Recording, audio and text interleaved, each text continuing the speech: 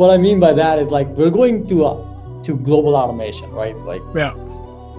Either it's cheap labor that's replacing American labor, or it's automation that's replacing American labor.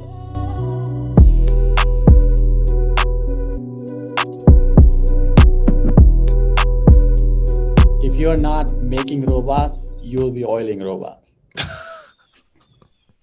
Oh my God, I love it. So what I mean by that is like we're going to global automation, right? Like, Yeah. Either it's cheap labor that's replacing American labor, or it's automation that's replacing American labor, right? So that's my answer, man. Everything is getting automated, like absolutely everything, including coding, by the way, including engineering. I expect code to write code in the future, right? At least the basic stuff. So that's my answer. I mean, if you're not making robots, you'll be oiling robots in the future. But that's not immediately. It's like 20 years from now. It's for the kids, not for me and you. We'll be retired. Yeah, it's man. And any disruptions that you think we're already seeing? Realty Crunch is a great great tool. Do you see any other disruptors in the real estate, maybe even space? I mean, what I know Zillow's getting into like their own open house, all that. What are your thoughts?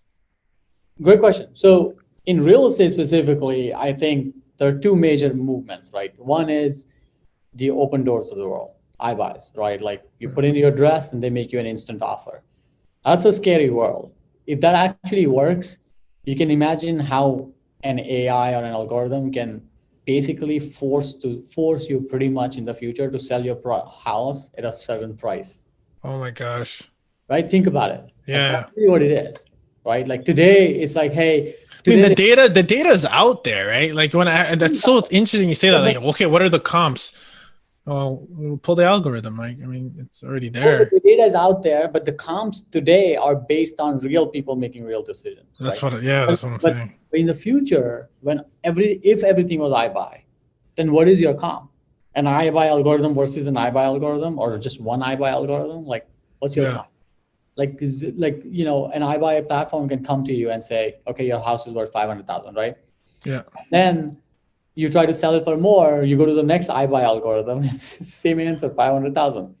The problem is in a future where people are buying and selling homes through the iBuy algorithm, the price is fixed by the algorithm itself.